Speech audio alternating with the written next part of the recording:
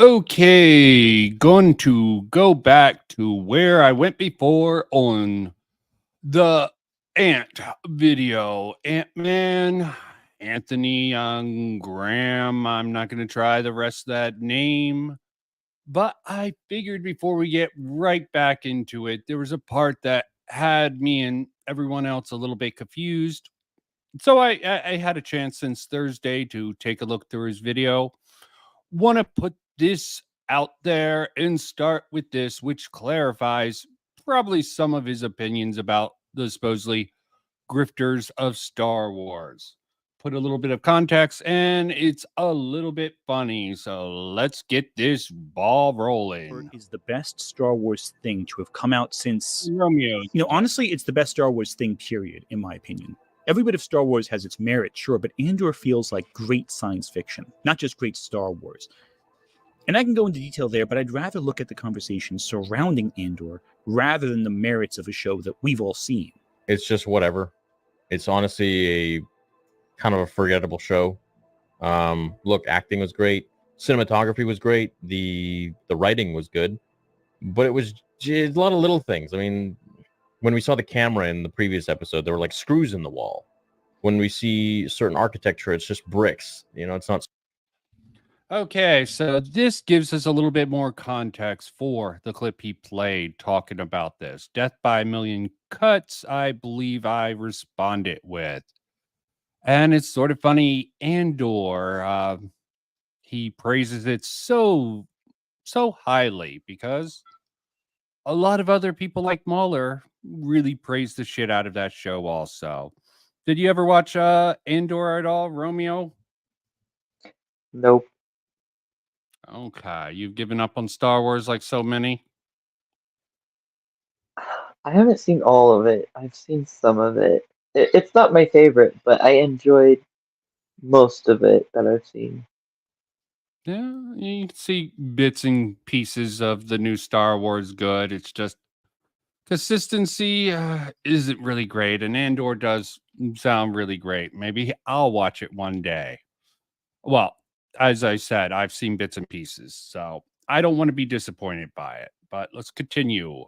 This is the sort of a theme that had us all lost that makes sense with this context here. Smooth stone or sandstone or whatever it might be that was in the prequels or the originals, which kind of gives you the feel of Star Wars. The whole thing about Star Wars is to feel like it's from a galaxy far, far away. It didn't do that.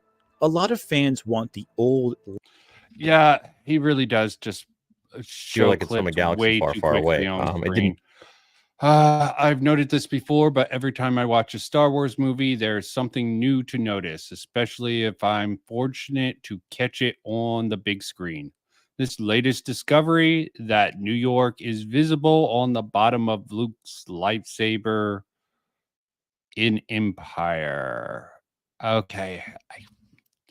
Maybe that's why it's flashed. Do that. It doesn't seem to hold much relevance. Fans want the old Legends expanded canon back because, well, there's many reasons. It's what they grew up with. And quite frankly, some of the illustrations and artwork for those book covers, they're ingrained in my memory. I remember going to the library as a kid and seeing these guidebooks and seeing these incredible volumes just displayed. And that was back when it was mainly the Thrawn trilogy and a few other comics. It's always occupied this space of passion. He talks about the books for a while, so with some it had these epic heroes and compelling villains. So this is quite an interesting section here. He clearly knows about the expanded Star Wars expanded universe for someone who's a casual observer. And Star Wars has always been inconsistent. He's right. He goes on about that. But there is the context there for that I wanted to go over. So now let's jump back into the particular video where I left off. There's more little nuggets in this particular video. Star Wars will never be as good as you remember. A Star Wars video. I don't know what to think of it overall.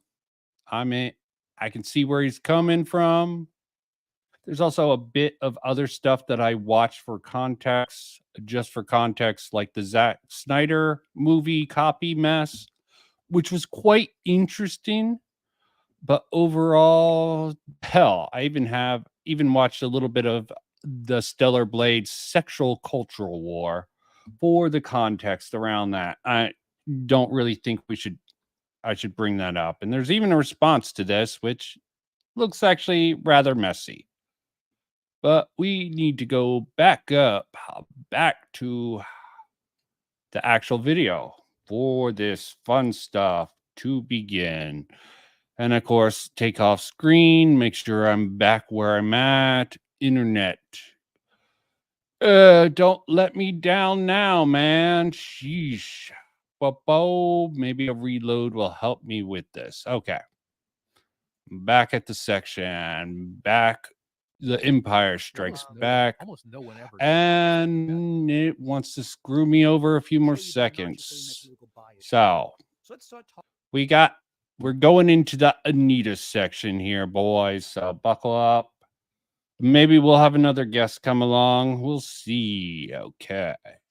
Talking about Anita Sarkeesian in the Whoops. Orchard. You know what I do like though? Old shit.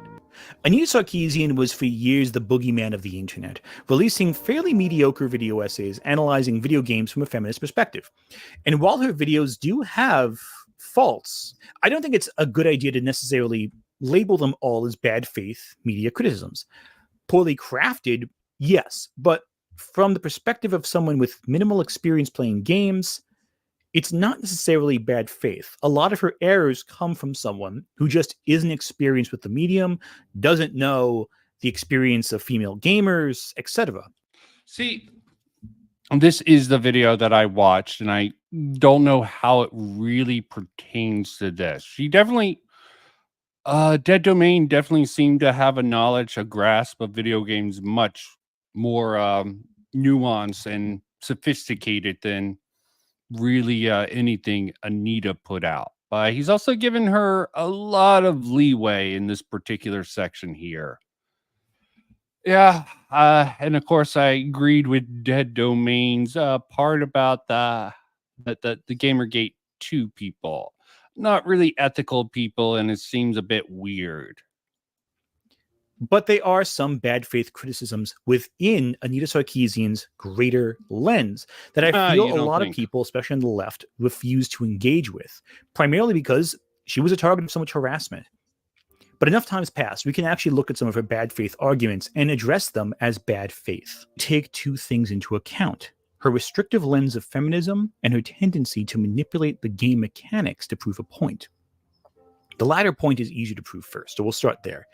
Once a person is yes, I'm glad the left are willing to acknowledge this particular point here at this point in time. The harassment, yeah, I've heard stories from someone who's doing a book on Gamergate. Might have did this on my other stream where she's actually tried to talk about harassment several times. Again, what's wrong with her eyebrows? They're probably manicured, okay? This is just a really pause screen. A weird pause screen here. Yes. It looks like they were like tattooed on. Oh God. What? Of course she would go with the personality attacks. So let's get someone who isn't going to do personality attacks. Timon, the Dragon Lord. Not too far in so far. We're to the Anita. No, you missed I was already I was past this point, but yes, it's her thing. She has kind of the weird eyebrows, especially in her older. It looks like that very stenciled in. Let's not get too focused on Anita's eyebrows. This is also a particularly. By the way, are you gonna forget the meme of Anita? She announced like her 40th birthday or so, and she wasn't married, and they did the you just want to poison the well of this, okay? Yes, that did seem extremely cringe, okay. And the people posted the image of her and Sargon getting married. Yes, her and Sargon should get married. They have such a torturous past together. She kind of looks. Oh, He left. Timon probably just dropped internet. He's an unpredictable man of mystery. We might see him pop back up later. Any more sort of criticisms on her sort of makeup, hair design, anything? Just the eyebrows. I will say they kind of remind me of like, what's that poster? It was like that Latino woman with like the bananas on her head. The Chiquita? No. Okay, I don't know. Yeah, I'm the not- Chiquita. It looks like the same eyebrows.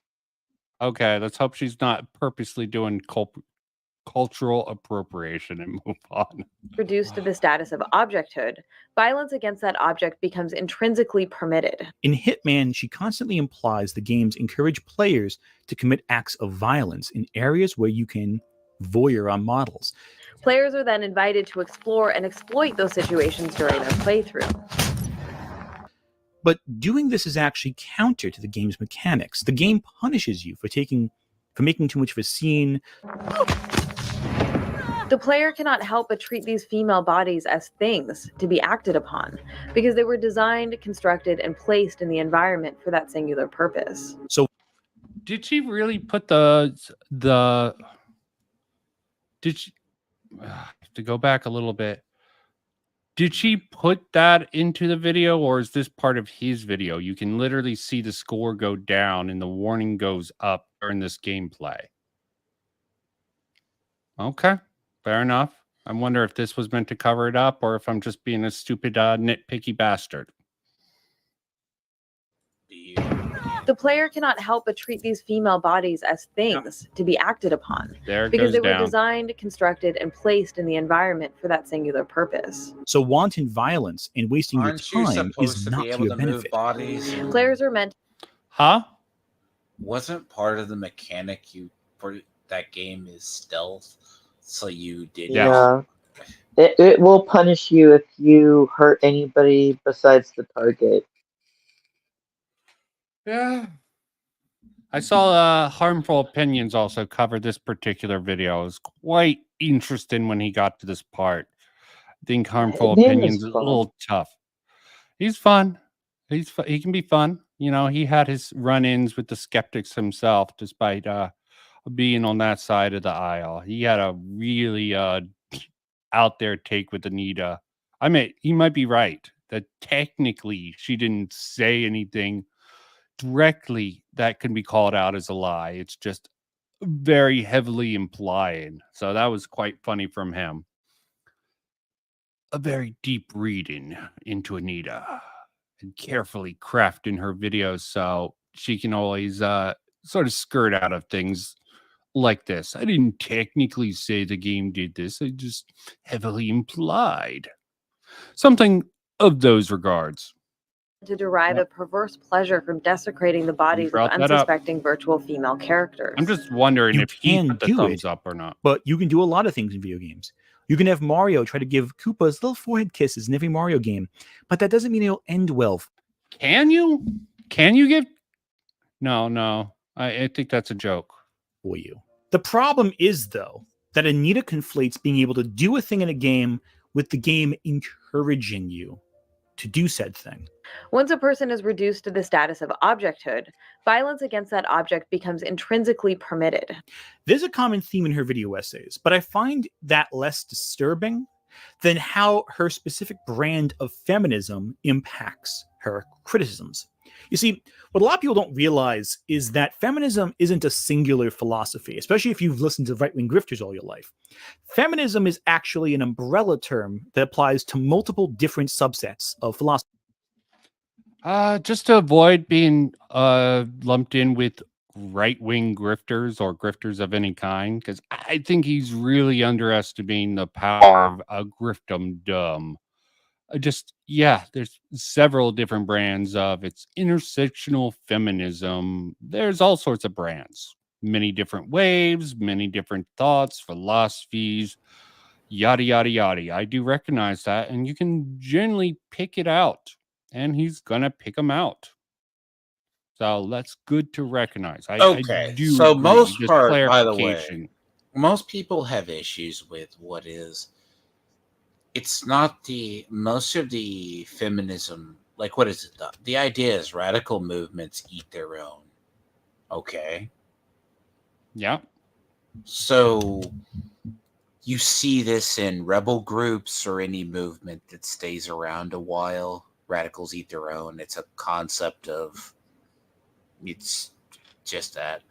The idea, right? It's the third wave feminists that are the problem, not the Hell, others. there's even a feminist who got in, who really did not like Anita because she The sort of third or dissed her. fourth wave is where the people have the problem with it.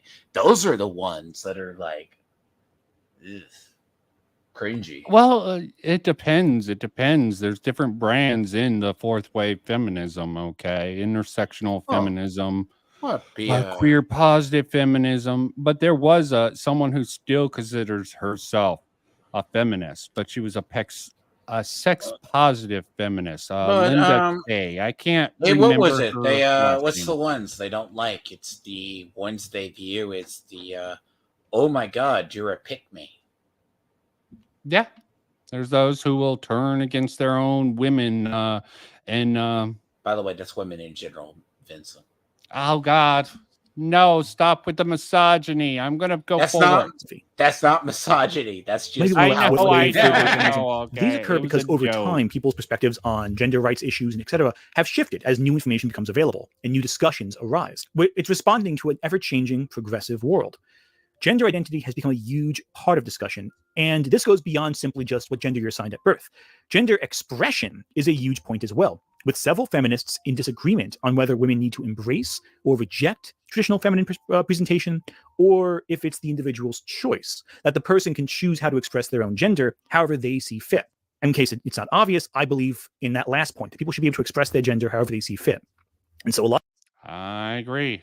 People should be free to do what they want, but they shouldn't force other people to recognize them at certain things. Okay, especially not by using certain forces to silence dissentive voices. And I'm not saying that about all people. I'm just saying that about some extreme feminists. A lot of Anita Sarkeesian's arguments, which are rooted in this discussion of conforming or rejecting traditional femininity, I find very troubling. Anita, in a lot of her videos, subscribes to a very particular form of feminism, one where pacifism, beauty, and intelligence are key distinguishing features. But she also regards anything assigned with traditional female presentation, like dresses or fluffy bows, to be negative, to be stereotypical, to be cliche. Thankfully, the game doesn't resort to clear gendered signifiers like a pink outfit or a pretty bow in her hair, nor does it present her gender as some kind. I'm thinking I'm going to agree with him here. It's sort of put in a box around what can be feminine or feminist representation in media. I think that's extremely intolerant view of that. Okay, there's plenty of terms or fashions that certain minority groups sort of own. You know, make it until you break it. You know, use it as your own. Okay, women want to express themselves through pink and all the frilly things, or being in shape and being a beautiful thing. Let them do that. Okay, it's the great equalizer, at least in my opinion. Okay, they use the gifts that God give you to get ahead. Okay, sometimes it's your brain, sometimes it's your body, sometimes it's your humor. Kind of surprise twist like we see in the original Metroid. In both visual design and writing, Sword and Sorcery is subtle about asserting the Scythian's gender. As a result, she creates a particular box for which things can be valid in her eyes as female rep, or invalid if it falls outside that box. Unlike the deaths of so many female characters in games which serve the purpose of fueling the development of male characters, the Scythian's death is tragic because her life. The development of male characters, like they're in a box. This is another point of thing. There's a relationship between people. People relate to each other. They work off of each other. There can't be alone. Standalone complex does not work in the future. Ghost in the Shell reference, in case anyone missed that. And everything needs to interact. It's just about, does the interactions seem natural or not? Okay. And hell, in Dead Domain's actual video, she talks about comparing Eve, I think, of Stellar Blade, how she does not use her sexuality for any artistic or story purpose. Why someone like Bayonetta does. It's part of her personality, okay? She praised the game mechanics at least, okay? And some of the artistic decisions there, but You character-wise, forget though, Bayonetta was designed as I think she's like an 8-foot tall Dami mommy, yeah, minus the heels. they really they did take advantage of that sort of Dante sort of thing. She's a in female form. Dante, actually, kind of thing. Not one to one. I mean, they did do other things, but they definitely modeled those games off of a female.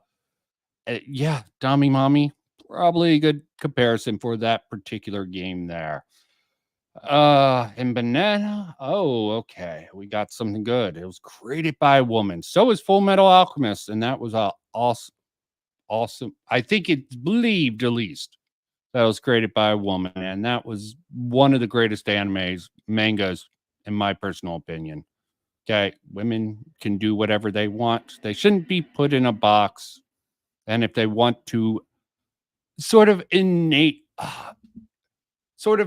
embody feminine qualities, that doesn't make them a less of a feminist if they want to embrace the tropes or thing like She looks that. drunk. It's just because the Paul screen, okay? Paul screen.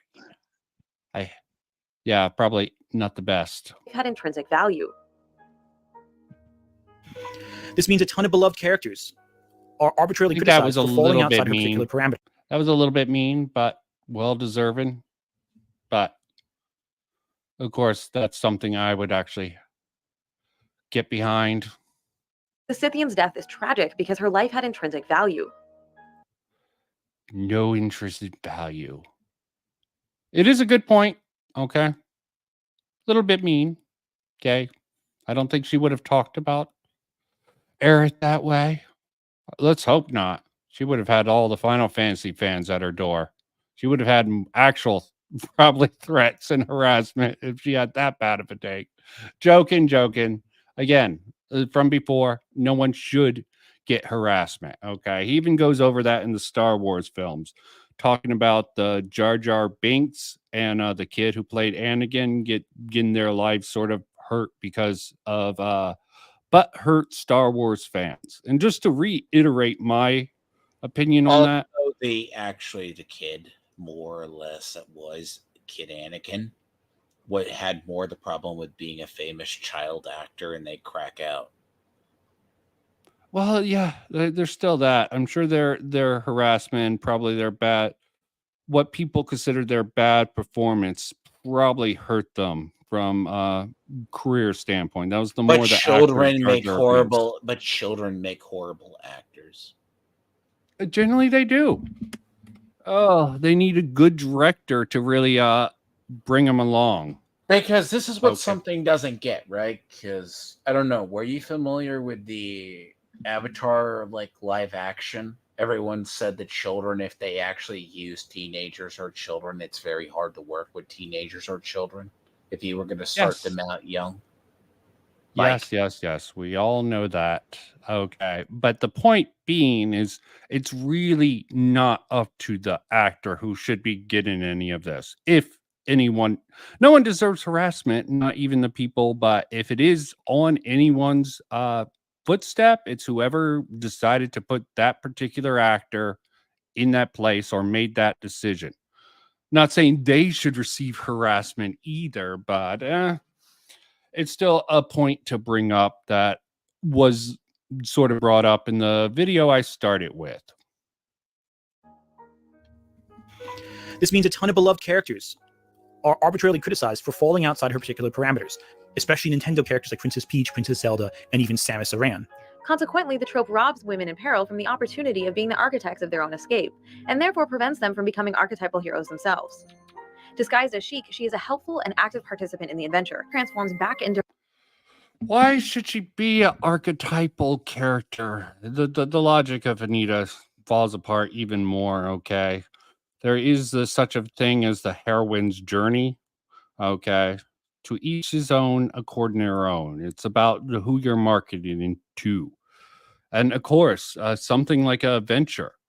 Women sell much better at other type of games. Hell, take a look at how the demographic breakdowns of what type of games anyone plays. Action, adventure, probably even horror has a much bigger male audience. Horror actually might be a little bit more even there, but action, adventure, fighters, all of that has a much bigger thing. Women do have their place, and there are some people who brought up some interesting points about where women excel. I think Before You Sleep had a very interesting thought about women.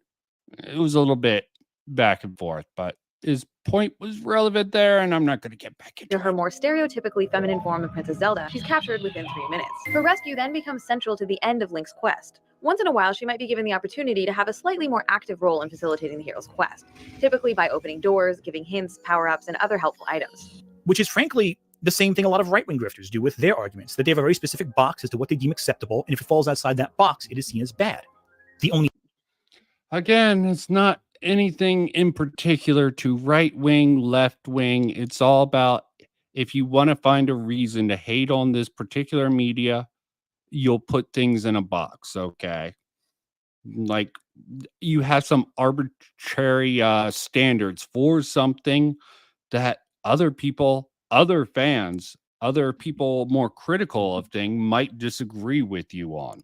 Like me, I have a more psychological perspective on a lot of things, and it's all about the psychology of the characters. That's when it comes to the characters. Okay, so I probably would agree basically with him on the characterization of Excalibur. Not that I watched that, and he did make a good argument for Zack Snyder basically using these characters as tools. This is probably why a lot of his movies felt off for me when he was writing them. He used them as tools. And if he's correct in his Excalibur Snyder video, which I would probably say is correct, that's not something I consider good writing, because it's any one time. That's one of his criticisms for The Last Jedi, which I definitely agree with, but I would add a lot more onto that. The difference is Anita is doing this from a leftist perspective, where the right-wing grifters are doing it from a right-wing perspective. But it's the same problem. It's the same faulty argument, just applied through different political lenses. And the end result is the same. And one of the biggest places you can find that is someone like Shadiversity, or on his Night's Watch channel. He is infamous for that. Hell, he's infamous for doing that in many places, such as AI discussion. So it's not necessarily a political thing. Rather than engage with the media in question, both apply a restrictive limitation to what is and isn't good, which ignores. And sometimes the limitations make sense when you bring them up. Other times they're like, I don't understand why you're placing this limitation on this character or this scene. Okay. A lot of the statements made by audience members of a certain particular type of media, they may find certain characters empowering, like Bayonetta, who were criticized by Anita Sarkeesian when they first came around. Now they're regarded as a beloved icon of video games, but Anita Sarkeesian argued that Bayonetta was sexist. This ignored the opinion of a lot of women who found her empowering, and a lot of a trans woman at that. So that might shape Dead Domain's opinion about that. But that's besides the point, I guess. Of lesbians who wanted to, who felt very attracted to Bayonetta, because can you blame them? Or bisexuals, for that matter. The point is, Anita's particular lens of feminism was deemed as the authentic statement.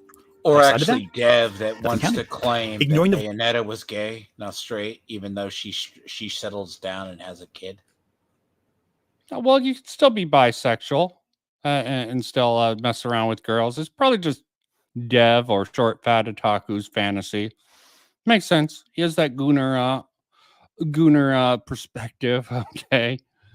And I say that with all loving care for Dev, even though I think he's a little bit of a weird guy when he picks some fights, and there's some fights that he looks like he's a little bit cowardly on, when it comes to his friends or his associates. So I think he's very very biased by loyalty, Dev. Voices of women to prop up your own feminism. And by his own desire. Interesting take. The difference here is that, unlike a lot of grifters, Anita doesn't waste your time. She gets right to the point, which means her points Gamergay get harder expert. because you're not falling asleep while watching her videos. Goddamn blue. This also means Say that right-wing with all grifters loving can care. easily understand her points. Many Anita is women clear, do concise, appreciate and that makes her Anita. perfect Okay. rebuttal. He's talked to because a she's lot of always people saying from something. Gamergay people. Every few seconds, there's a new piece of content to create. This is opposed to your average right-wing grift video, where you can literally cut out 70% of their words and lose nothing pertaining to the central argument. In fact, a lot of the times, you can cut out 70% of the video, and all you're doing is cutting them out, repeating the same statement. This is not the case, however. Yeah, I agree. A lot of people repeat points over and over and over again. I don't know if that's a conscious or unconscious attempt to sort of establish a narrative, because frankly, the illusionary truth effect is a real thing. You repeat something enough over and over again, and people start believing it, even if it's false. Just the simple way of life, okay? You keep hearing something over and over again, you start believing it's true. And it holds true for so much criticism, even on YouTube. The team sports mentality. For Lily Orchard, who has never heard of a central thesis she can stick to, and always goes off on long, rambling video essays where she completely misrepresents the target of her criticism and delivers several personalized insults for people she deems lesser than her. Becky's not very smart, tried to do one thing, smashed her face into a wall, whatever, I get it. Because nobody who watches Utena as an adult sees a revolutionary step forward in gay rep and anime. What they see is a fucking mess. There's no way around it. This makes him come off like a fucking ass. Okay.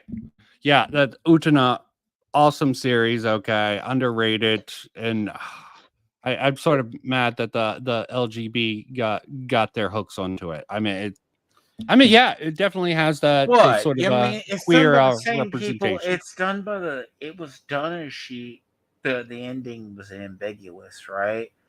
But it's not like they didn't get their hooks into Sailor Moon prior to it. But also, the executive producer who did that, who also worked on Code Geass, also did G-Witch from Mercury. Am I the only one that didn't like Utena? I mean, G-Witch is actually very controversial in Japan, because in the Western Gundam, right, they felt, well, you should have... Do you know what Gundam Witch from Mercury is, right? Let's not get off on Gundam Witch. No, okay. what I'm saying we is, love your tangents, but no, I'm just saying Utena. I can understand people. No, it's very contentious of an anime. I think it was a very modern fantasy world thing. Because they said, right, because in the Japanese didn't ship them as a lesbian couple, they felt offended. Why with the well, isn't there the one movie? Because of G-Witch, right? In G-Witch, it's implied they're supposed to be gay for each other. Okay, that's fine. But in the American fans felt offended, but not realizing the Japanese, knowing it's a Gundam series, don't show romance. Yeah, it's definitely doesn't seem the light romance. They imply romance. In Gundam Wing, you never saw the pacifist, that one Gundam pilot, I forget his name, and they were implying star-crossed lovers, the warrior from the stations and the pacifist from Earth. Okay, yeah, it's very light. They might have been... Can you go back a second on the video? Sure. Utena, you want to talk about that? Because it's a very weird, surreal experience. I can understand why people don't like it. Well, okay. Everyone says that it's like this, like, metaphorical, like, big brain anime. I'm like, what the fuck are you talking about?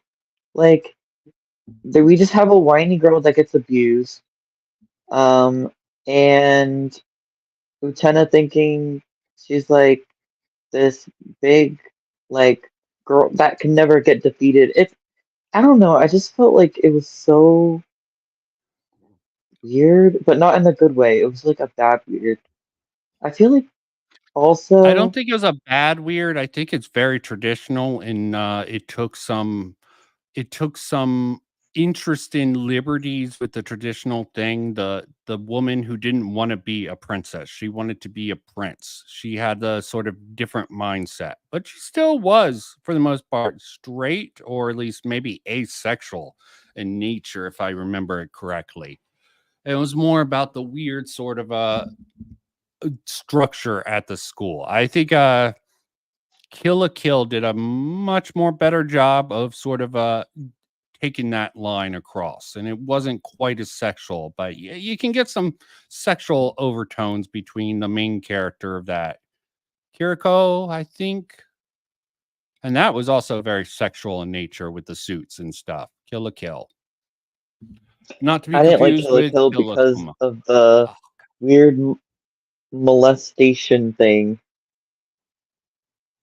yeah, it's definitely a very postmodern idea. I think the freedom of from I don't think they were going for a molestation, but I can see the reading of The that. mom and the Okay. daughter,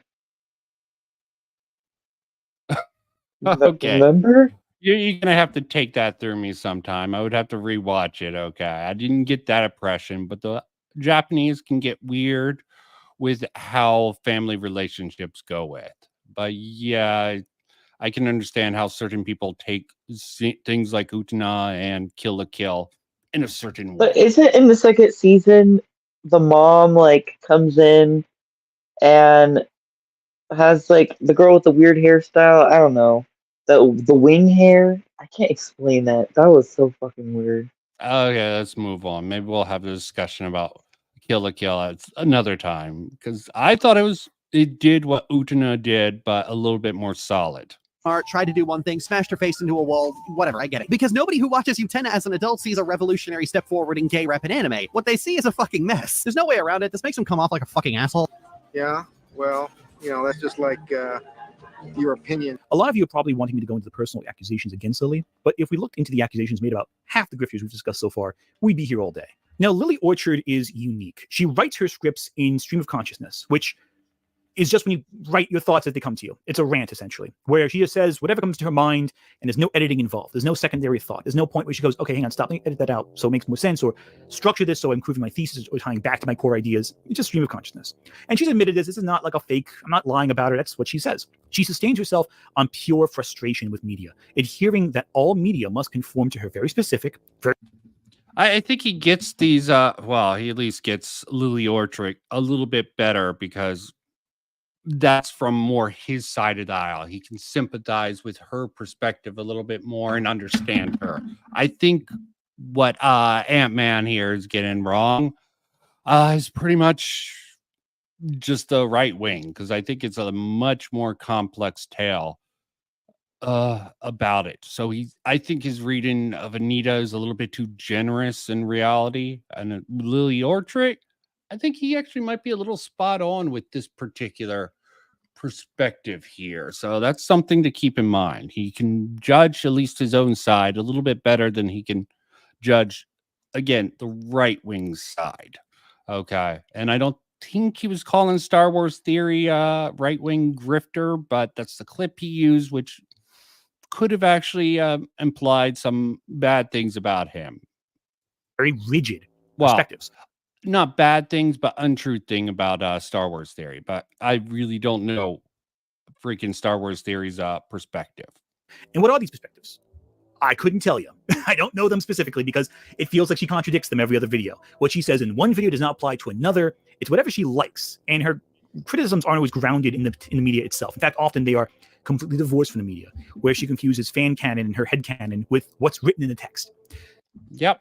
Okay. Giving her own readings on it and confusing it with what it should be. So what she thinks it should be and what she read in a fanfic confuses that. And a lot of people get this sort of mental model between and get this mental model mixed up with what the actual text of the story or the medium is trying to tell the audience. I do agree.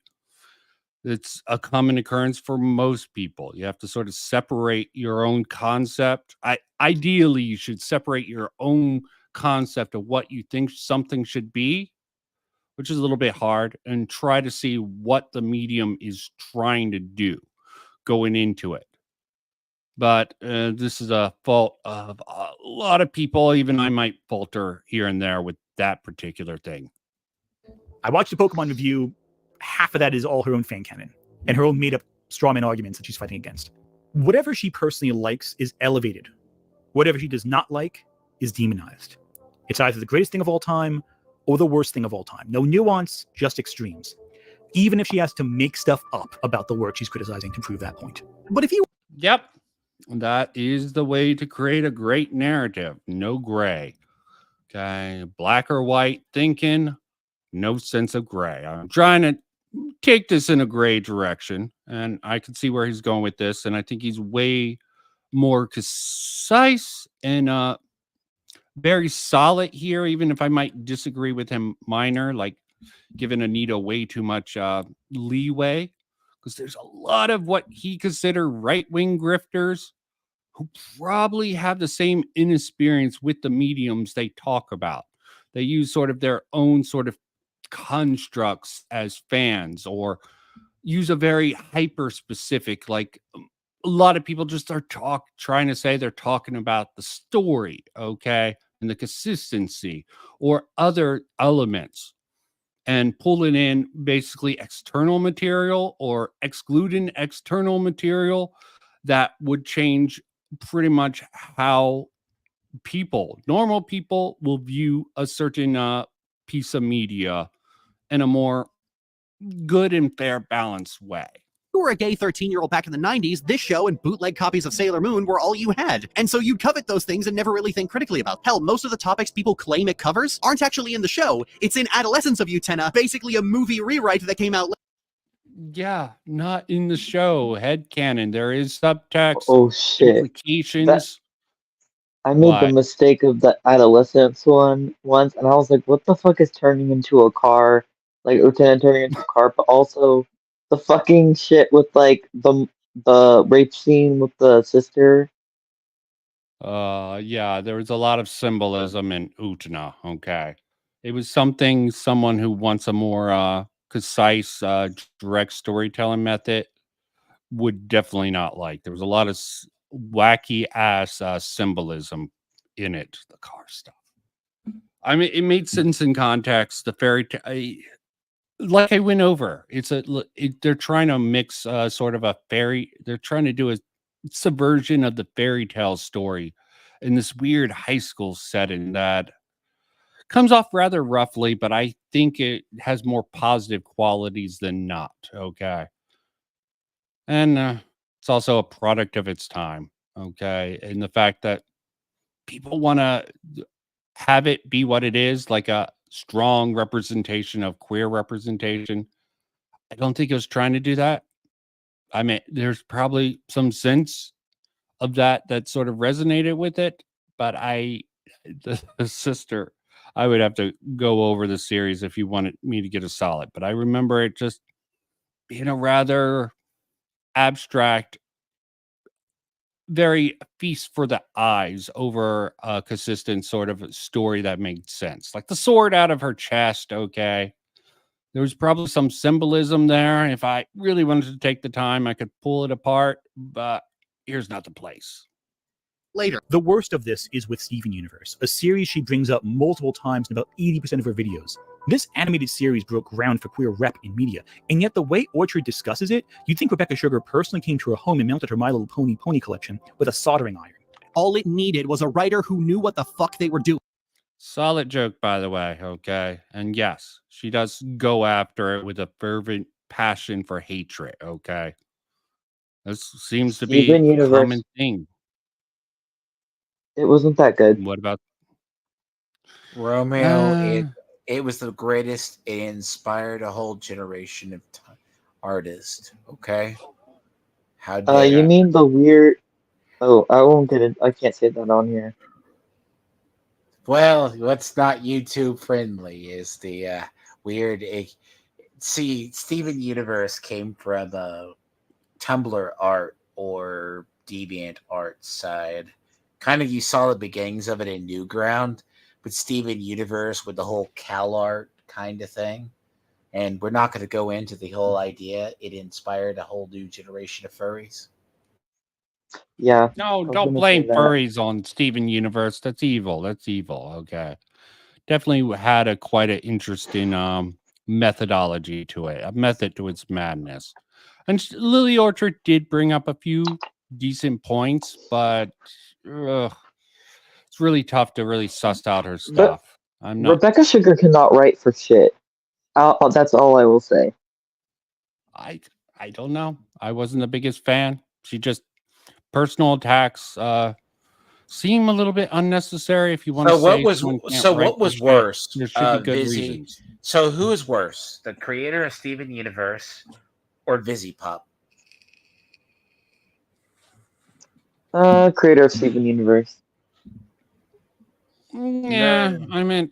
I'm a busy pop with. I guess you're talking about Has Been Hotel and the stuff that came out of that. Like I like Hell of a Boss. That was the only thing I Hell of a liked. Boss is actually very different than Has Been Hotel. By the way, Has Been Hotel is a great representation of gay relationships. And that's probably a little bit sad since they're all in hell. So the symbolism and the subtext of that is a little. Sorry. Do you know what I mean by its great representation, by the way? It's all abusive relationships. It's all that stereotypes, by the way. Oh, this is not faring well for me. It's not feeling well. Okay. Sorry, did I say knew what the fuck they were doing? I meant decided to actually put in some work that day. This is why Steven Universe thought nothing about taking a story regarding dysfunctional family dynamics and just throwing Nazis on top of it. Steven Universe likes to pretend it's weaving this intricate plot web, but like most stories, they're making it up as they go along. But presumably Rose had a secret identity was scribbled on a post-it note somewhere, and this is the only place where it feels like they thought about that. Many of her specific arguments have been rebutted by more patient critics. All of Lily's arguments are extremely biased and rarely rooted in any tangible evidence in the source material. It's really hard for me to engage with a lot of Lily's content. I hear a lot of rebuttals and other things that make sense in theory. I do know that sort of rules for writers is completely stupid. Okay, I went over that. I didn't literally go over that video. I tried watching that video. I'm like, this woman doesn't know the first thing about writing. Okay, she had a lot of rules that almost seemed to contradict things. I just like, this woman should not be telling anyone how to write or what makes a good writer. This is why I sort of doubt, because personally, I think a lot of the criticisms about writers are hard to really substantiate. Okay. Lily's criticisms are often completely divorced from what she's criticizing.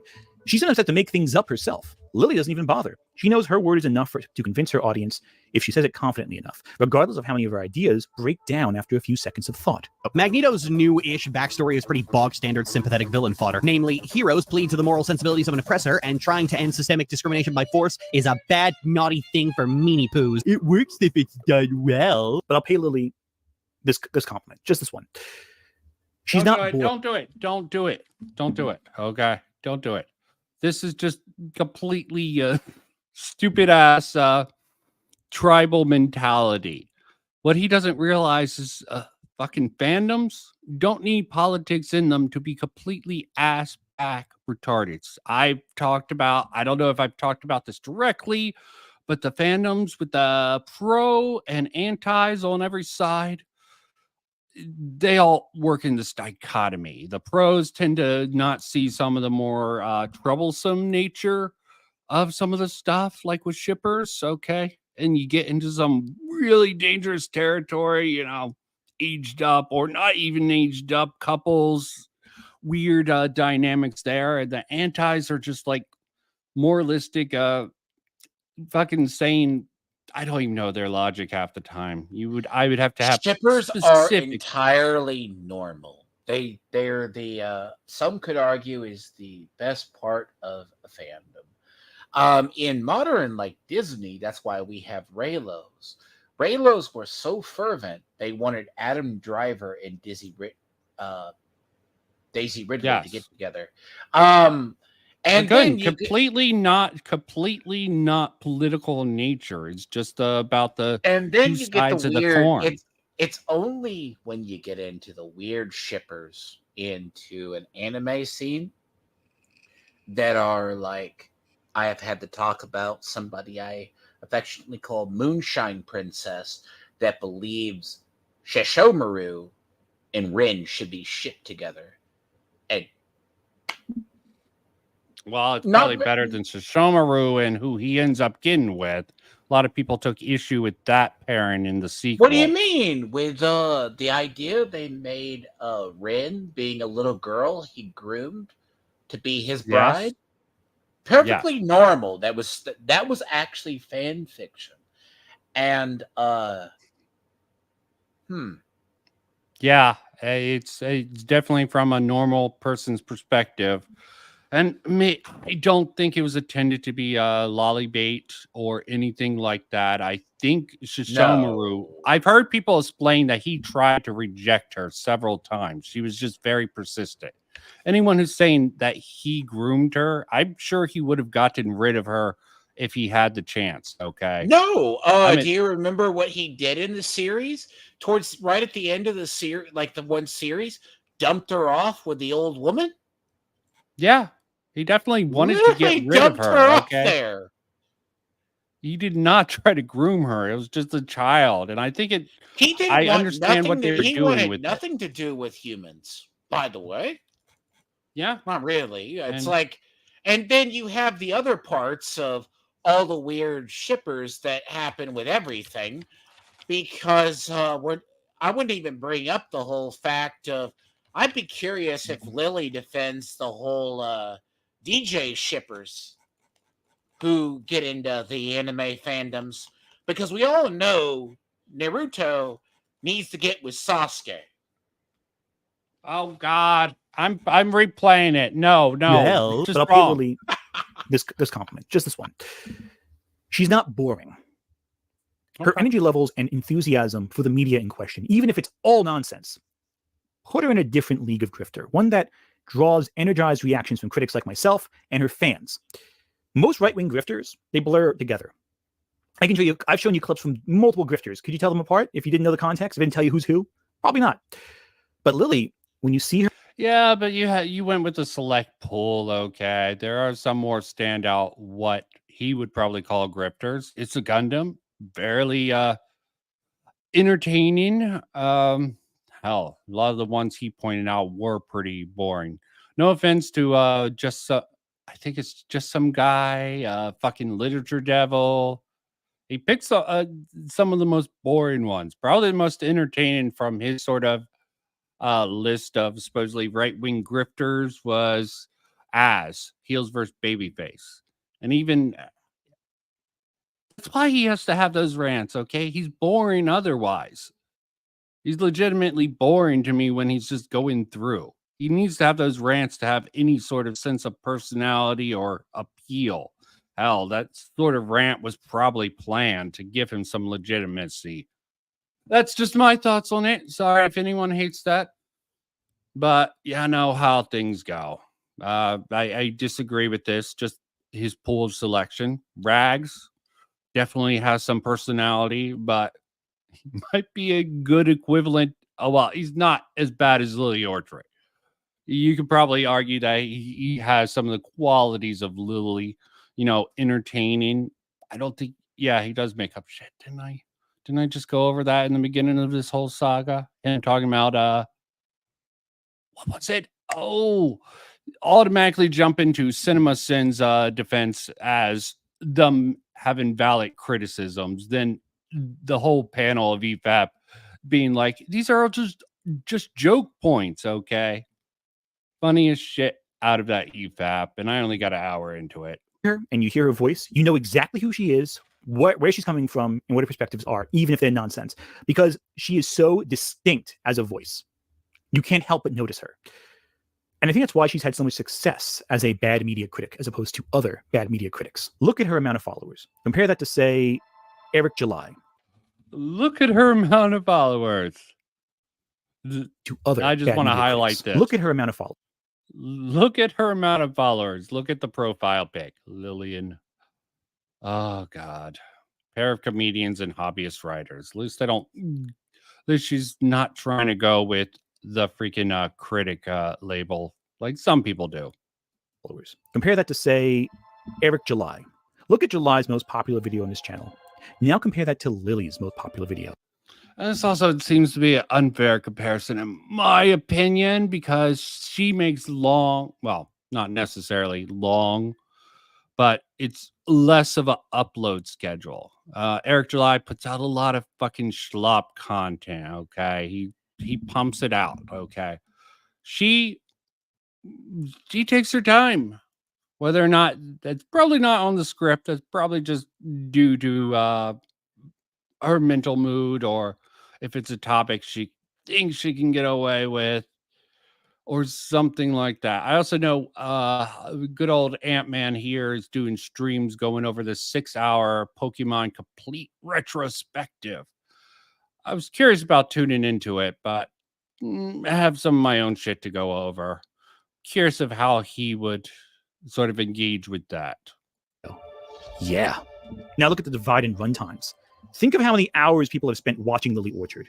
There is a titanic gap between Orchard's success and theirs in this regard. Because even among bad media critics, there is a tier list, and most right-wing grifters are in the... Yeah, you're not really doing a good comparison here. This is really a bad comparison here. I mean, I don't know if there is a good comparison to Lily Orchard on the more right-wing side of things.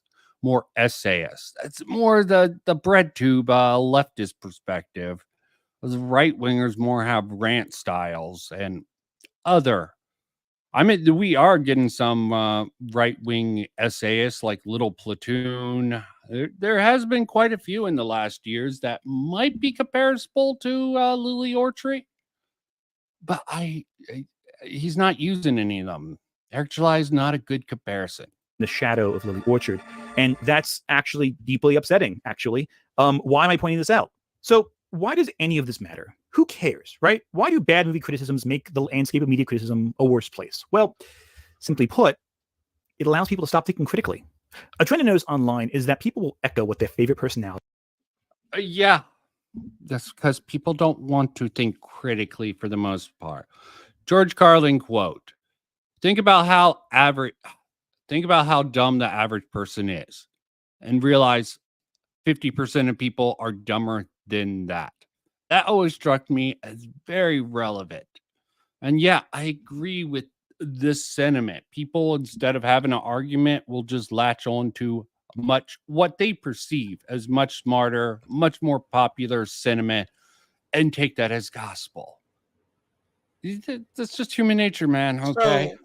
Okay. So what it is, right? What he's trying to conflate, because you remember I said when we went over this, right? Was he seems to have curated the list of the worst, what he perceives is the worst of the worst. Like, it's kind of like Dane, who bitches about the algorithm and what gets shoved in his direction because he looks it up. Like, what did we say? We don't look at Critical Drinker as an actual critic, but more probably satire.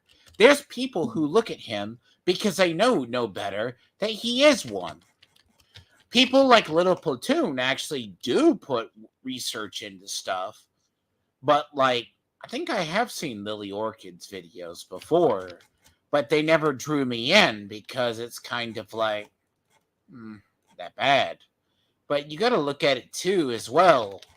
These people, like, he gives it, like he called, like, I still can't believe he called It's a Gundam and just some guy right-wing grifters. My God, that man had never watched anything.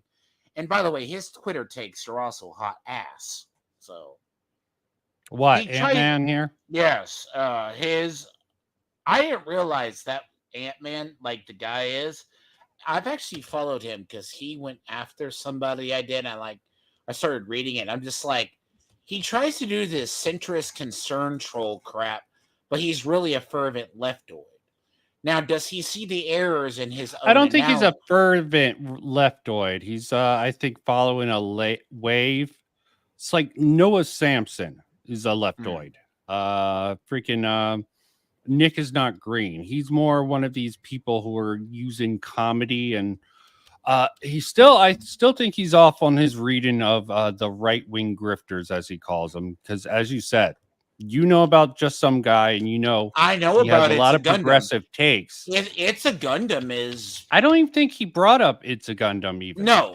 He throws around like It's a Gundam up. I mean, here's the thing. It's a Gundam just got to the point where he. Are you sure you're not confusing that with someone else? Because I don't remember him bringing up It's a Gundam. I remember It's a Gundam's name in periodically. Is what he does. I'm sorry, I'm not seeing it. Okay, I saw Just Some Guy. No, he does it in the language.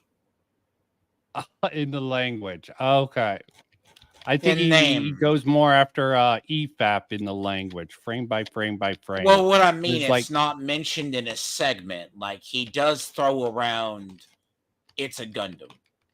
Okay. Okay, I don't see it. Sorry. I didn't It's see not it. there. I don't hear it. It's not there. You need to, but he does say it. Yeah. Okay. I see Eric July. I see And Richard by the way, Devil. if you're gonna mention Eric July, right?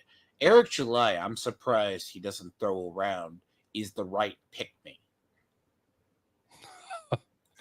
Well, he is rather popular because he's creating an alternative market for Comicsgate that seems no, he does Iron Age. Now, here's the big difference when someone, if you do not watch creators to understand how they work.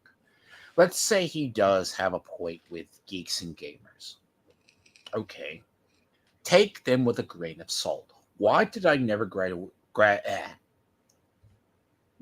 like them over time? Because they are just an editorialized side of YouTube. They would take something. I don't look at them as grifters. I look at them as outrage bait. Now, certain people, you are correct, are drawn to outrage bait. They also do not like thinking critically. Carlin and other people years ago have said this. Only a certain segment of people like to think critically. Not a lot of people do it normal. The rest are sheep. There's always normie sheep in a population. Yeah. I'm not going to disagree with that. There's always going to be those who are just, there's more followers than there are leader types. Okay. And this is where I fundamentally disagree with this. Okay. Let's hear him out a little bit more. I just think and this if is you watch Sailor extremely the Orchard, you'll probably agree that Steven Universe is pro-fascist. If you watch Ethan Van Sciver, you might argue that Marvel Comics is secretly controlled by a lesbian Illuminati. But the problem is this: by doing that, He you're also actually not rails engaging against. with the By media. the way, he does rail against Comicsgate and EVS. Like he was just doing it the other day. Oh, fair enough. Fair enough. EVS But is definitely. But here's the thing: if I was going to pick on EVS as a damn grifter, EVS take everything that man does. He sucks oxygen from everybody. He was driven by his own jealousy to turn on Eric July. He did that himself. Then infighting on the right. Then he also tried to turn the whole side of Comicsgate into stuff against Eric July and use his own. Meanwhile, the man cannot finish an indie comic book. He has 7 comic books in the goddamn cooker, and he can't finish them. Yet he calls Eric July a scam artist. See the problem? See the problem? Yes, you are deep into the Comicsgate. What does the definition? Stuff. So, what is the definition of a Ponzi scheme? You take money let's from not something get else. into this. Yes. I mean, I think he's just getting off because Eric July's getting all this attention, even though he also goes. Is a comic book pro. But you're also right to go after EVS because EVS probably when he makes his video, there was no drama on the internet. EVS doesn't stick his hand into. I'm sorry about that. He R-worded you. always horrible to hear. When did he R-word you? Oh, he's probably joking. Say it Okay. anymore. You're just echoing what someone else told you to say, and and you're not coming up with your own answers. And if those answers you're echoing are based off faulty logic, that means you're not even engaging with anything anymore beyond their perspective. You're helping create an alternate reality where art and a fake version of said art exist in tandem. And if you don't believe it, consider the Mandela effect. There's a trend. Yep. I go with the illusionary truth effect. Okay. Mandela effect, I think, is something slightly different. Okay. I think this is more related to the illusionary truth effect. Okay. They sort of get this sort of echo chamber, the sort of a bubble, a safe space for these people, and they're not willing to engage with other people. Simply a horror, in my opinion. Okay. But I understand group psychology, why they would trend that way. Not everyone can call up Eric July and fight it out with him on a stream in a debate. And even if they might have a few points here or there, it's still his crowd. He knows how to play his certain crew. Like, despite organized chaos, his performance on Eric July, which I think is horrible, at the end of that, I'm still down with the thought that, dude, Eric July didn't need to do all that other bullshit later, talking about personal attacks. Okay. Rather quite sad, but I understand where that came from. Organized chaos, quite an interesting debate library. Among audiences to create fake quotes from movies without intending it. For example, Darth Vader never says, "Luke, I am your father." He says, "No, I am your father." Yeah, a small weird detail, right? What about that scene in 2001, The Space Odyssey, where they say, "My God, it's full of stars"? Everyone quotes this scene, but it never happens in the film. This is what they call the Mandela effect. It's when you remember something happening that didn't actually happen. Bad movie criticism and bad media criticism. Yeah, I don't think they ever said, "Beat me up, Scotty." Okay. I don't know if this is the Mandela effect. It's just something someone said that seems plausible. So it keeps on getting repeated. It's more of a telephone effect that eventually makes it downstream. Okay. Doesn't make it this sort of effect he's talking about. I can understand his issue with it. That's imprecise and other things like that. And he does have a point with this, okay? The sort of telephone effect, people slowly getting distorted reading of media from what they hear instead of engaging with the media. I completely understand that. We're in an era where a lot of people are just taking bad series and ripping them apart. It's become entertainment. These so-called critics online, most of them are, for the most part, critical. Okay. They don't engage with it as critics should. They're more serving as entertainment for people to enjoy. They serve a certain audience, and there's also the freaking parasocial relationship loop that most people who there's different effects. Okay, sometimes they consciously sort of change some of their takes to sort of draw in a certain crowd, and sometimes they'll shape their responses unconsciously. Okay, the parasocial relationship online is really hard to tell. In the streaming world, it's more felt opposed to YouTube SAS. Okay, but YouTube SAS has a certain pompous streak that people talk about. Is speeding up the Mandela effect to an absurd level. If you see a bad movie critic misinterpret something online enough times, and those bad critics echo each other, knowing that it's successful in the algorithm. Yeah, I've seen this happen. I've seen this in what they call Gamergate 2 to an absurd degree. They're going off of someone I'm calling a Catholic justice warrior with his articles. And they do this not just because of the lack of critical thinking. That is part of it. A lot of these people are just trying to pump out daily content. So they're offloading a lot of their resources onto other people, bouncing off of other people's opinion. How my whole freaking saga about me having problems with Mahler's sort of take on his video on, what was it called, Ahsoka. his take on Ahsoka, why I went down that pathway. It actually didn't start with me thinking about how much I disliked it. Okay. It came to seeing someone else bounce off of Ahsoka's point. And then trying to apply it to, I think, Sonic. Really weird sort of branching point. But I put in the comments, pretty much I felt like I didn't like it. It felt off. Felt like it was bad criticism. I mean, I could understand some of his points, and some of his points were solid, but others seemed to be a bad comparison. And that's what sort of spawned that whole sequence in my channel's history. But let's not reiterate that particular thing there. So continue. You'll think art did something that didn't actually happen. You believe their lie and never return to the media in question to double check. And then you echo those wrong beliefs, and more people will believe you. And ultimately, this distances everyone from the art that you supposedly love. And that kind of fucking sucks, doesn't it?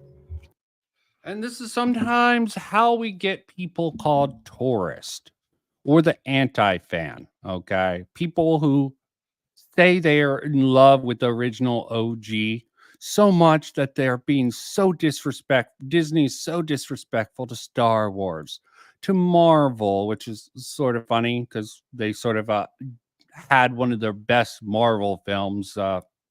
Wasn't Infinity War under Disney ownership, or am I getting that wrong? No, Marvel still had large control over their stuff.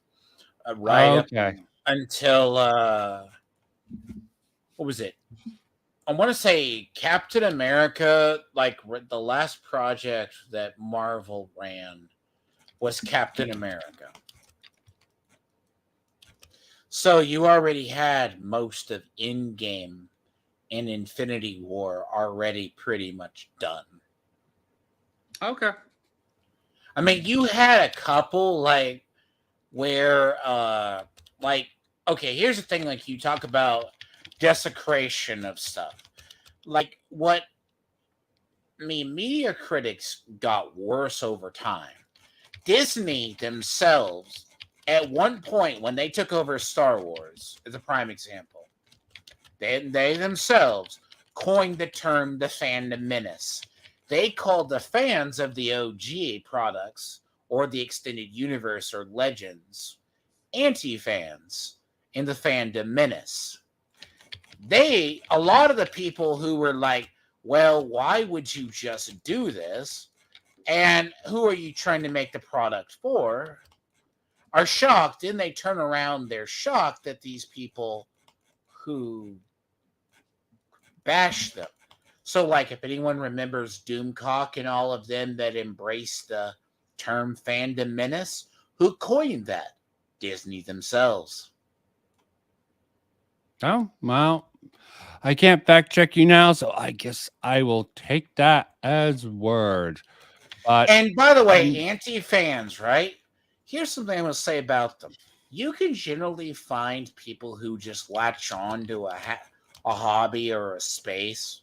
It's like recently I have found Vito tried to, like, on Twitter, grift the Magic the Gathering space. Yet the man can't fucking put a deck together to save his own ass casually. He's like, this card's going to get banned. A lot of people try to insert them in a lot of different areas, okay? Like freaking Mahler doing his little Fallout video recently. Okay. He showed no interest in the Fallout series at all. Yeah. He even thought H-Bomber Guy's video on Fallout 3 was good, okay. despite the fact that he showed all the characteristics from his defense of Dark Souls 2 in the Fallout video, which he was critical of one, but not the other, although they were done very similarly in style. But because he had more of an investment in the Dark Souls franchise, he had more of a vision on it. He had more attachment to it, and he could probably more objectively look at it and see what's wrong with H-Bomber Guy's video there. But he thought that the Fallout 3 video... When he was looking at Fallout as well, he was only looking at it from... Like, I've seen Mahler, like... I think I sent you a video a long time ago from him and Destiny were talking. Like, and they go, well, he goes and talks with Destiny and goes, "This is how I'm going to formulate my theory on this and this story." And it goes through his whole logic of how he does it. And he goes, "This becomes my opinion, and no one's going to be unshake me from that opinion." And goes, Destiny kind of forms his opinion that way as well. Like, yeah. And it doesn't make sense. I'm not saying that Mahler's wrong in the terms of you get this firm thing. They goes, that's going to become my argument going forward. Okay. Yep, a narrative, okay? Like, there's a lot of misses Mahler's made, but let's not get too far into that. But yeah, there's some people who don't want to be seen, and it just is sort of ironic. Mahler early age to Mahler nowadays, he's become what he hated, I think, and he doesn't want to recognize it. It's quite interesting, but that's for another time. This is made all the worse because often bad movie criticism paints a target on real people. Spreading lies about a movie is one thing. Slandering a person, a real person, and blaming them for perceived faults that don't actually exist or are highly exaggerated, that's far worse. Yeah, this is another reason I really took issue with a lot of the people against Emil, okay? Especially since it's my channel's good friend, Kurtosis. Because we're such good friends, and he didn't block me on Twitter. Wait, he did. Okay. The friendship's over with Kurtosis, and fucking Pat's TV just took that narrative about Emil even longer. Watch anything about the Never Knows, either my video covering that, if you want to know my thoughts on that. I thought that was just fucking a little scummy. Okay. Especially since Patrician TV later on coped pretty much that it was a mean thesis. And that is one of the stupid things. And he tried to dodge any sort of responsibility. And then he got pissed with that video, although there was faults with Never Knows Best video, which I'll admit. But the general idea behind it is something I could stand by. It's never good to try to blame one person. But I think we went over this earlier. People psychologically like to have a face. Should Brie Larson really be held accountable for her roles in as fucking Carol Danvers, Captain Marvel. Okay, I was going to call her Miss Marvel, but different characters there. Should she? No, but she said enough stuff at award stuff that people pull up that they sort of have this narrative about her. It's not her fault she was cast in that role. She should not be taking the hate for it, okay? It should be the people who decided her. But it's good to have a face to sort of paint the hatred on. They hired. She was brought in. Oh. So Disney, right, brought her in. Hold on. It's just that one video. I think he made a major faulty. Okay, the rest of his videos, they go a little pedantic, but I don't have an overall problem. It was just his Starfield video. You hate Matt Pat? It's Patrician TV. I forget IJP Mexican's a fan of him, but that Starfield video, I didn't like it. It was done on a meme. He even admits it. It was a meme thesis, which he built the whole video on. And you want to do a video on a good thesis, I think, or at least a competent one. I never really go with theses, but that's me. Okay. This guy's background looks like the LGBT flag. Yeah. Like the books. Well, he does definitely have a good set of books, okay, and he is all for the queer friendly. His latest video is something about queer representation or something like that. Oh, okay. You have Pat also are what are you figures? You have the sort of a. What is wrong with this person? I won't lose sleep over it. He's a good guy. He's a good guy. He's a joker. So give him some. Funny, but the crew who have been targeted for harassment. He has some interesting videos, IJP Mexican. Not all of them are good, but most of them have a little bit of humor, a little bit of a flavor to them. At least I would recommend checking out some of I his started. videos that I interest looked you. at some of his Retro. videos. I just didn't know he was Mexican. I don't think he's really Mexican. I think he's really like Puerto Rican or Nicaraguan. I think he's a fake Mexican. But that's probably a lie. I just made it up, so it's probably a lie. That's screwed up, man.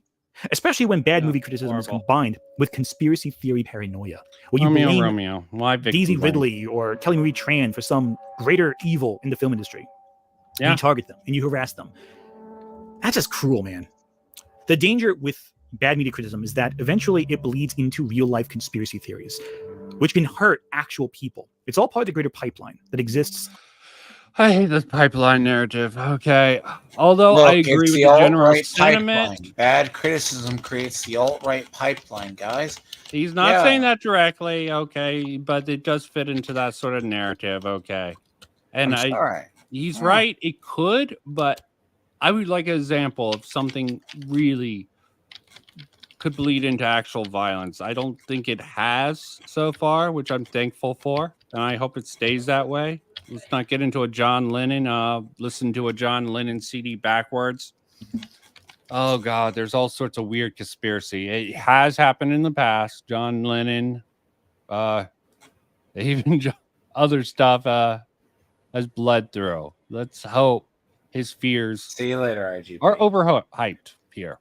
No, but I was going to think too, because a lot of what I hate about his criticism here, and this is a lot of his takes, right?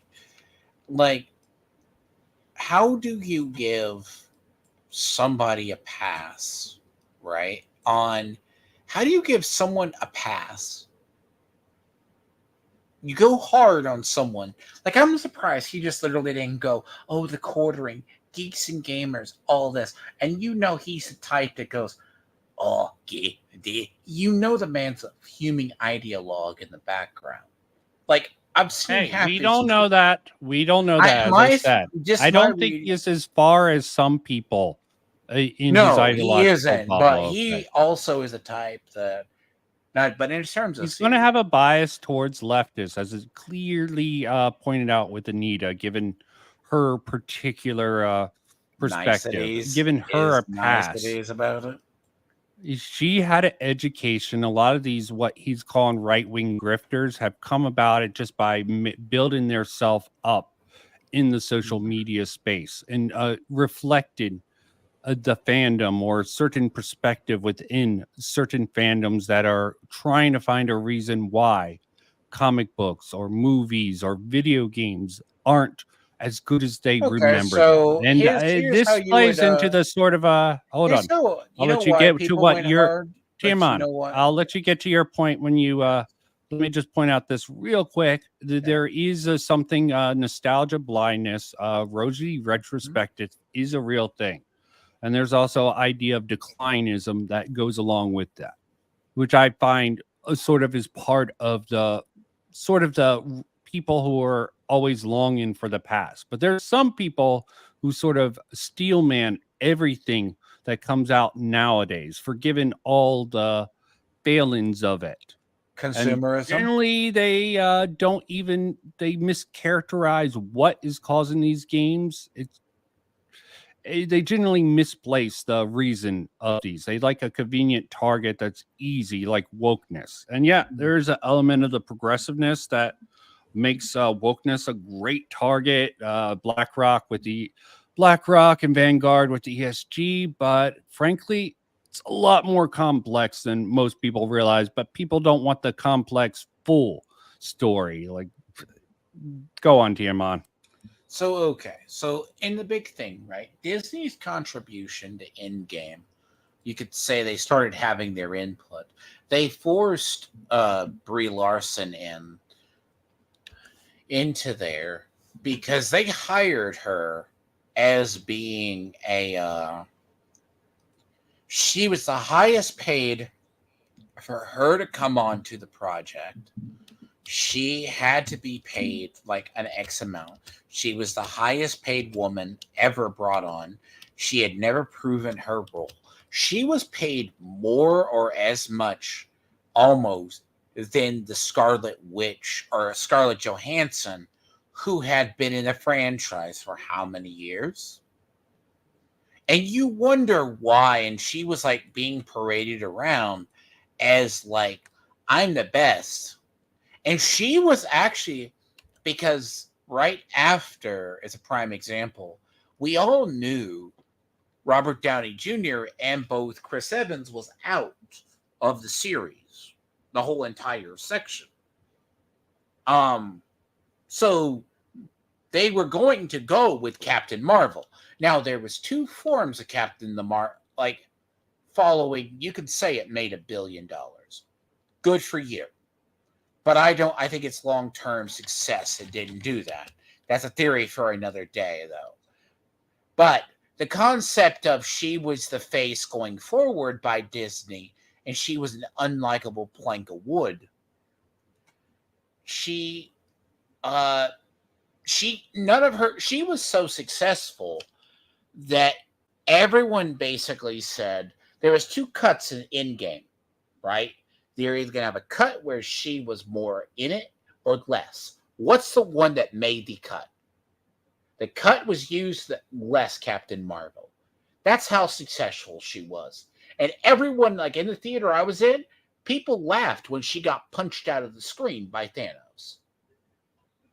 Now, were they right to hate on Brie Larson? Possibly. But, okay, yeah, she did make herself very unlikable with some of her takes in the media and some of her speeches, like the infamous one with her, what was it? Telling white men it wasn't wait for the white men critics. And flash forward how many years later, how successful was The Marvels? The Marvels was such a successful film, it took 80,000 rewrites for them to actually finally do it. Oh, it's supposed to be and Captain that was Marvel. her fault. She was an unlikable plank of wood. So you went with we have to stick in Kamala Khan now. You got to stick in Monica Rambeau. And the film was so horrible. Well, Miss Marvel, that's who I almost missed. Supposedly that series wasn't that bad.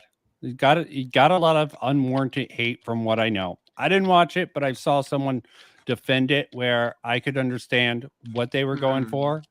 Just I'm out of Disney products, okay. To be fair, a lot of people dislike. I mean, that's a section of fandoms because you can have the topic about the idea of a fandom expects comics to be a 1-for-1, or they need to be maybe a 1-for-2. But when people start doing like Amazon did with Rings of Power, or what is it, Wheel of Time, right? I mean, you didn't like that approach, did you? No, I wasn't a fan how of they it. How they handle the Wheel of Time entirely. I mean, it wasn't the worst thing in the beginning. It just slowly sort of got on my nerves. Okay. First episode, I'm like, okay, not great, but I can understand it. Even with the freaking Rings of Power, I tried to give it a shot. It wasn't until the third episode that I'm like, the very end of that, I'm like, I'm out. Okay. This sort of in scene and everything I've heard about this, it just makes me not want to watch it. But that happens with a lot of stuff. Okay. And there's a lot of little things here and there that I can criticize a lot of people for, but that's just because I'm a nitpicker. So I'll say this as well. Like, you also got another writers, right? Because I was watching a video, I think Endymion or someone brought it up. Someone stupid like Endymion? No, someone was brought it up as well. Is Robert Meyer Burnett, right? Who worked on Star Trek, and he worked in Hollywood. And I think it was just brought up on Flashcast. Also brought up Yeah, this was from Flashcast. The guy works with Chris Gore and looks over media. He was bringing. You saw a lot of people who are working on TV shows now probably were inspired by Buffy. And if you Okay. go through, right? You go It's sort of through ironic stuff. you bring up Buffy, and his every Zack Snyder movie copies this messy 80s film. He actually brings up that he thinks Zack Snyder saved a script from Joss Whedon. Okay. I forget what exactly movie he was talking. I think he was talking about Wonder Woman. Okay. I found that to be quite an interesting take from that. But so when you look at what was inspiration for the current writers, I don't know if you remember, there was a section where TV wasn't so bad. But then you get the people who work on Star Wars, or the people who were working on Acolyte recently, as well as others. What's a lightsaber? Do you want that person working on your project that doesn't know the base thing they're getting into? Are you sure that that's a real quote? Okay. Sometimes people mischaracterize. Okay, so someone in the Force. So this goes back to actually what's funny. In The Force Awakens, they had people working on the storyboard and the other parts that had never seen Star Wars before. And in The Acolyte, what's showing is they said, the guy literally admits, one of the people admitted they didn't know anything of Star Wars. They literally thought Star Wars was isn't that where Han goes around with his dog? Oh God. Okay, let's. I would have to see this. I would definitely say that's really stupid of someone going into Star Wars who doesn't know about it. Okay, but we're talking about the new Star Wars. No, we're moving on the internet. No, what I'm saying is, I'll say this. Clicking on videos that's that the you people agree who are with, writing. in work stream stuff, Yes, I know. Remember, so when you have remember, we're done. We're gonna finish this up, okay? Yes. We're gonna finish this up, stuff, and work stream stuff, until you're no longer living in reality. You're living in a divorced existence outside of the real world that everyone else lives in. You create a less safe place for your peers. But there is some good news, though. There's a cure for all this. And you want to hear the cure? You want to hear the cure? I'll tell you right now the cure. Watch the movies you're complaining about and come up with your own ideas. Sounds easy. That's too much work for most people. Okay, they want people to tell them why they should hate things. Okay, this is everywhere. Again, people are stupid. People are sheep. People are followers, not leaders. They want leaders to echo their feelings, give them legitimacy. They want to. It's the tribalistic nature. Okay, I actually like this. I like this idea. Okay. Watch the film or whatever these people are going after, and not just get people that confirmation bias. Don't just watch people to sort of echo your sentiments, your feelings, your general doom just because you're unsatisfied that a franchise has people are just way too take some of this fandom stuff way too seriously. The psychological implications of that, it's truly amazing to me. Okay, how you get this attached to these series where you have people like Lily Orchard or Heels versus Babyface riding these waves of pure and utter unfair, uncharitable readings against these random properties that they don't even engage with properly because they're not into it. Okay, they got a narrative, they got a theme. They get suggested doing this, this, and this. They get an idea to do this, this, and this. Comes down to content, confirmation bias, and growing your audience. Right? Then start thinking for yourself for once. I mean, I would like that. I would like that. That would be very nice. And we're done with that. Okay. Didn't take as long as I thought, but didn't have as many interjections this time, it seems like.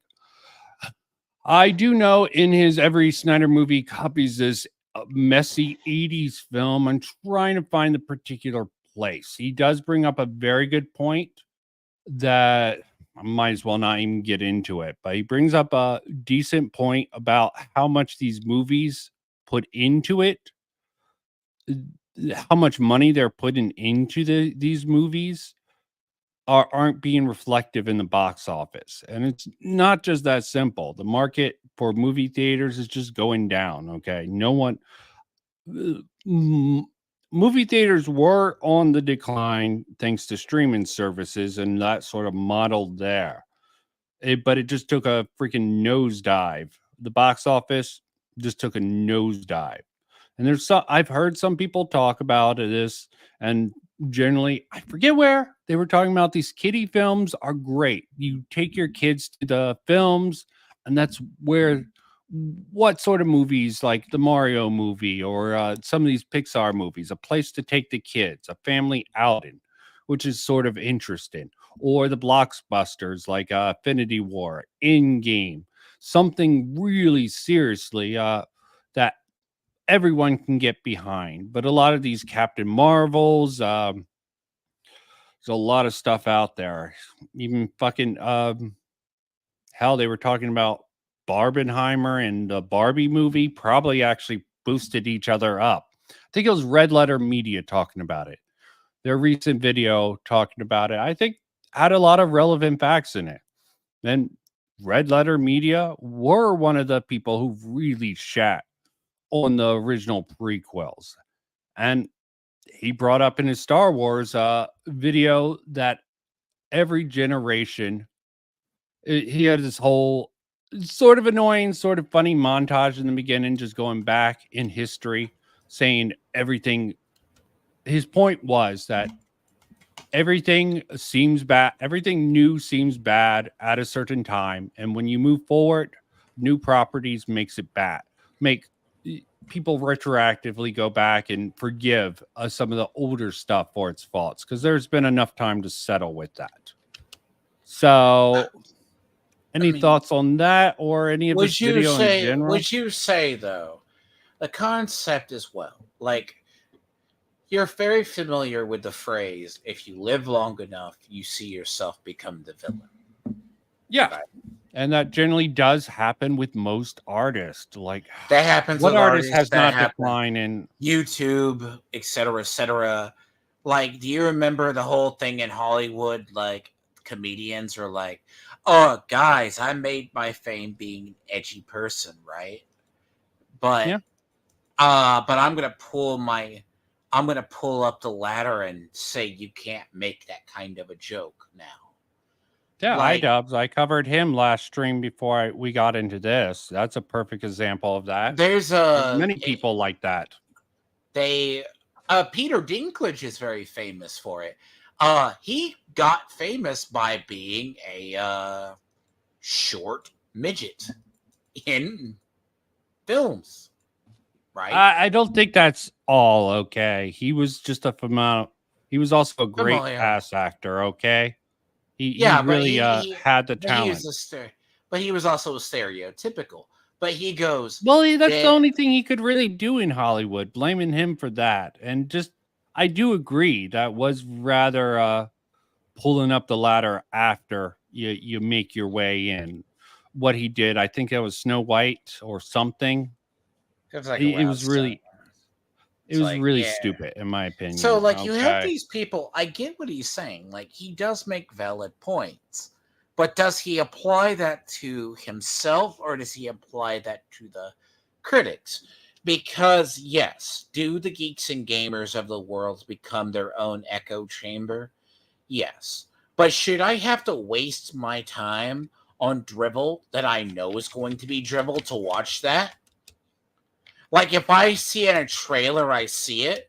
Like, please tell me who Doctor Who is made for now. Well, I don't think was Doctor Who. I have not seen him. He probably... You don't know how he feels about Doctor Who in the past. If you're talking about Ant here. Antonio. But here, the thing about this is, right? Anthony, when you want to criticize Antonio? When you want to criticize the work, right? And have your own inspiration. I have to see his other stuff if he has this level of introspection. Because often what I find about these types of people, they project a moral high ground, but they can't look at themselves the same way or their people. They just sweep Well, it under the rug. I don't think he's trying to take a very moral high ground. I did agree that there is some qualities in this that No. did seem to come off rather disingenuous. It could be a stream bias. I applied my 4Ds to it, but Yes. maybe it's just really off, or maybe it had a little bit more legitimacy to it. Okay, it's really But hard you're to really also judge. cherry pick the worst of the YouTube algorithm. Like, I would love to see what his algorithm is. Like, I've seen like Eric debunks and them. Again, like, wait, it's not cherry. You corrected me on that. It's low hanging. It's low hanging fruit, as I call it, right? It's like, it's easy to go look at someone like Geeks and Gamers, the Critical Drinker, and all of them, and you can instantly spot they don't either watch half the crap or they're just outrage baiting. You should be able to, and be also giving way too much credit to people if they can actually spot what is valid criticism and what's entertainment. You know? And I do think you should, I don't think you should take any creator put them up on high and buy everything they say. Always double check it. Just because someone goes, did you know this? Go look your article up yourself. Yeah, but most people don't want to put the effort into. They find their creator who fits their confirmation bias and they go behind it. Yeah, and sometimes they take people along at a little level, build up a certain reputation, and long building their way. It's sort of like the frog in the pot. If you throw a frog straight in a pot of boiling water, it'll jump out. But if you put a frog in a normal room temperature pot and slowly boil it, you're gonna freaking boil the frog. I think that's more of a effect of it. And again, that's more of a function, I think, of audience capture for some of these creators, conscious or unconscious. They get pushed in certain direction. Yeah, no one wants to be tribalistic. It's just human nature to sort of gravitate to greater narratives and getting lazy with the facts. And these content creators do the same thing. And this guy, I think he's on a medium level. He's probably in the sauce a little bit, given his resume that he has on YouTube. Polygon, fucking hell, what he's other? on his Twitter, like he writes for weird, like the whole thing too, like with him, right? Like I've seen where people, let's say where you start in YouTube, right? So to speak. Let's say you started off in BreadTube. Do you think people, or they went to BreadTube's side, they saw Vosh, they saw Destiny? I saw a whole bunch of people years ago, they would just parrot whatever Destiny said or Vosh said, whatever they heard from those people. And I'm just like, oh, so you just mimic the orbiters of everybody. That's not good criticism. I mean, to me, that's just, you're being an echo chamber of what a larger creator. BreadTube turned into CrumbTube, and then you got orbiters, I guess, nowadays, right? Yeah, I mean, there's very many elements within the clogs here. Romeo, any thoughts about what you've seen in this video? You got a very unique perspective, being a queer man, as I clickbaited with you in Lucifer in that one video. I don't really have anything to comment about. Just, yeah, that's it. I don't really have anything to say. Fair enough. Fair enough. I mean, this isn't for everyone. I find it interesting to go over videos that I can agree with on some regards and disagree with other regards. Just how I operate here. I definitely am more lit on this particular. I will say, to time at Supposedly Eric July got someone arrested. Okay. Well, can we also, you're gonna bring into the point of Ethan Van Sciver, a liar who basically said also it's because of Eric July turning his back on Nick Rekieta, he's the one who did drugs. No. Look, tribalism is a hell of a drug. So is living in an echo chamber. This is why, like, if you look at someone like actual fandom or Dane, he can never grow as a creator. He's like, he wants to grow, but I'm a creator.